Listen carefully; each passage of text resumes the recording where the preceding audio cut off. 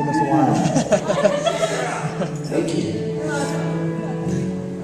Well, I'm excited to be with you guys here for the next little while.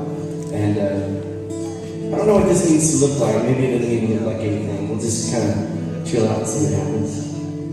So some of the stuff you may know, some of it you may not know, probably won't. But would love to invite you to, speak some things with your heart at least. If it's not with your song, at least in the heart. That's where we're being listened to, I think. Let's say this together. Breathe out loud. Oh, breathe. Breathe out loud. Oh, breathe. Breathe out loud. Oh, breathe. Breathe out loud.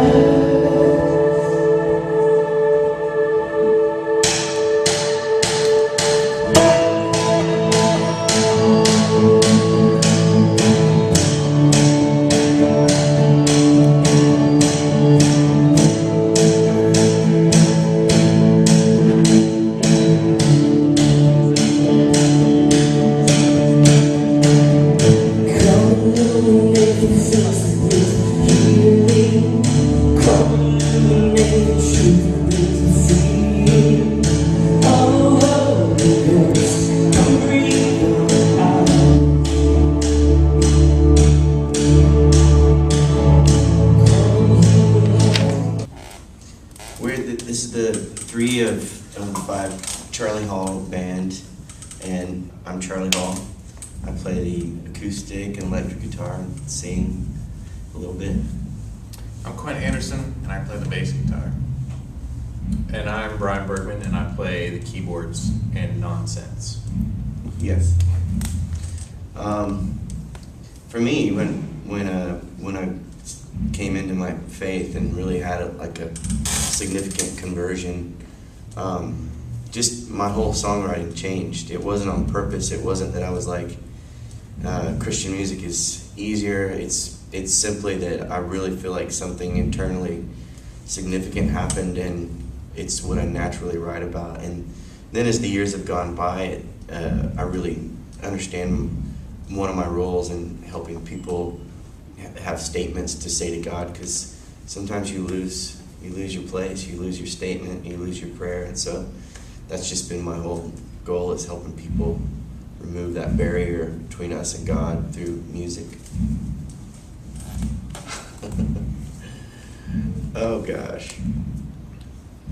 We don't tour that much with other bands, so it's always good when we actually do get to hang out with other bands, just to see either how normal we're not, or that. So I mean, we've been on tour with Phil Wickham, and That was awesome. The Deep V tour, that's what they called it, because he likes wearing Deep V t-shirts. So that's been pretty fun. Robbie C. Yeah, Robbie C's a good guy.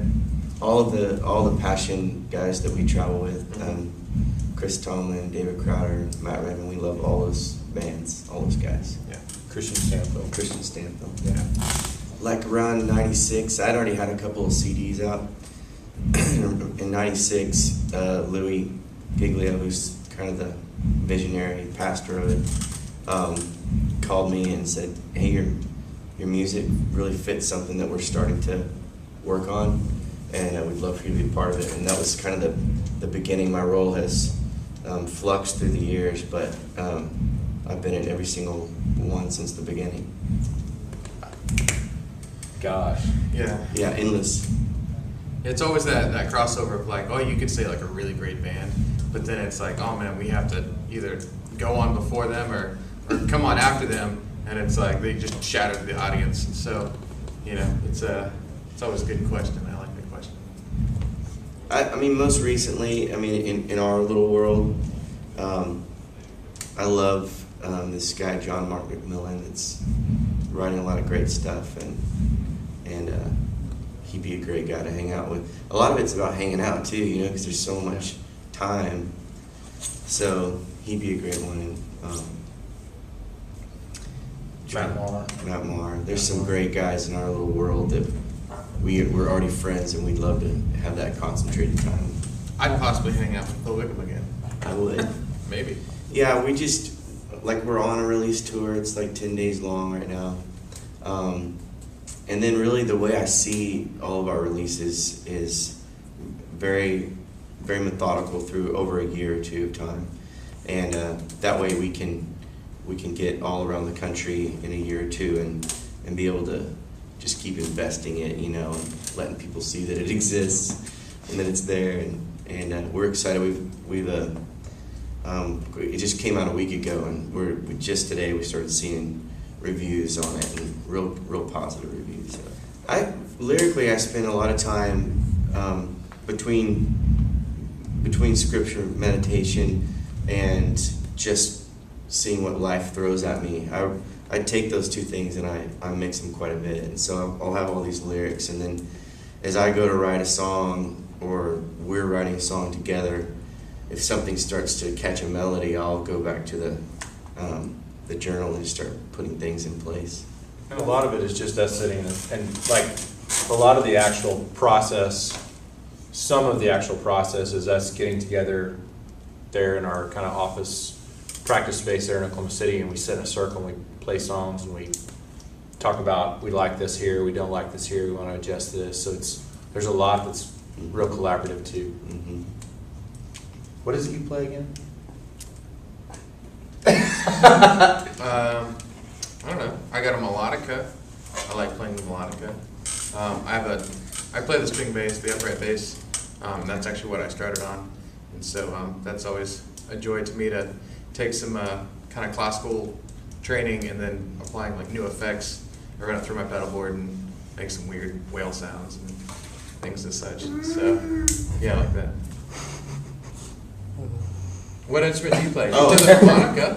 I play a little harmonica. Yeah, a small one. A little melodica. It makes me play like a giant. I play. I know just enough chords on the piano to enjoy it sometimes and do a little songwriting, but I'm not very good at it. You're a fabulous whistler. I can whistle like a madman. Now I look like I'm doing gang signs. Yeah. I'm actually, this is how Charlie plays the piano. He's chicken feet. Yeah. He plays he plays chicken feet piano. Get on the chords. Oh. I don't know. You had accordion. I have an accordion. I have. I like to. Yeah. I love. I just like sitting down at something big, and I like big, massive things. Like I'd probably enjoy a pipe organ. It's the pipe organ. Yeah. It's not really different, but it's sort of different. Yeah. There you go. Yeah, pipe organ. There you go. There's a couple songs that seems like it really builds in the moment. Is a song called Mystery and a song called Marvelous Light. Both those seem to have this big heart response. I'm really enjoying Constant a lot right now. Yeah, there's Off the Constant. new There's record. another one that's off the new record. It seems to be. And I want to play Sleep Dreams. I'm anxious. There's one that's off the brand new record it's a lullaby that goes into a kind of musical section at the end I'm kind of excited about it. I'm a big fan of coated strings. Just as a bass player, I've had my fingers shredded before, especially on hot summer days for some reason. It's just the sweat and all that stuff, you just shreds it. And so, I really enjoy the feel. They don't feel slimy, they don't feel, like you don't have any control. And so that's probably one of my favorite perks about D'Addario coated strings. So I feel like I break less strings. It also seemed like there was a wide variety of options that you guys had that we could look into. I'm a keyboard player and you guys don't make piano strings. That's one of the things we're switching over right now. and I'm enjoying, like, we're gonna be able to cut to fit, like everything can be custom. Like basically I'm using the pedal board kits to be able to wire my whole rig and wire my MIDI cables, wire my USB cables, like running everything. Yeah, so it's great. Crazy fan stories. You can't tell that one on.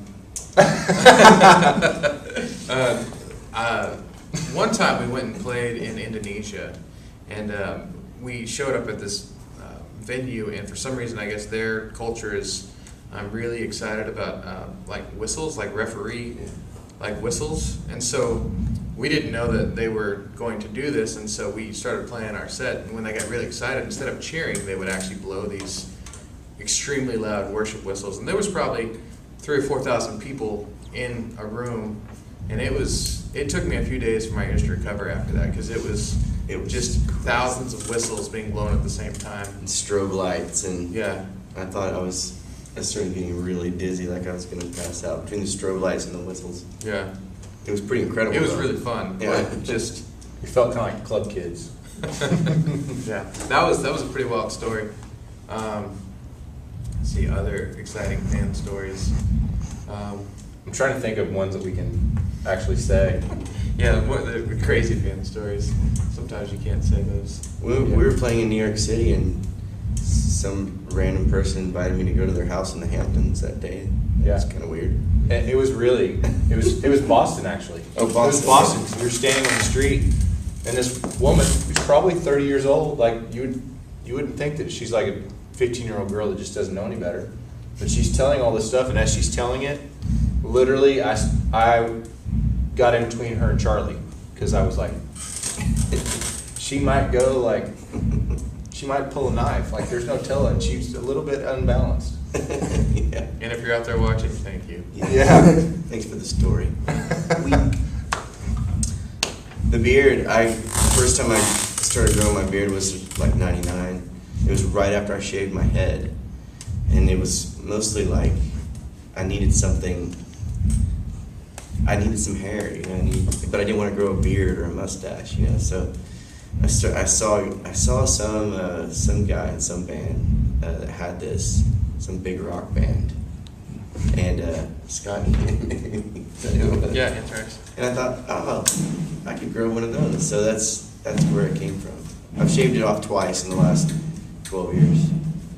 I enjoy the mixture of both, because we're in some really big venues, and then we're in some intimate venues, and I really do like it when I like intimate venues when they're packed with people, and when we're in a big venue and there's not packed with people, it's not as fun.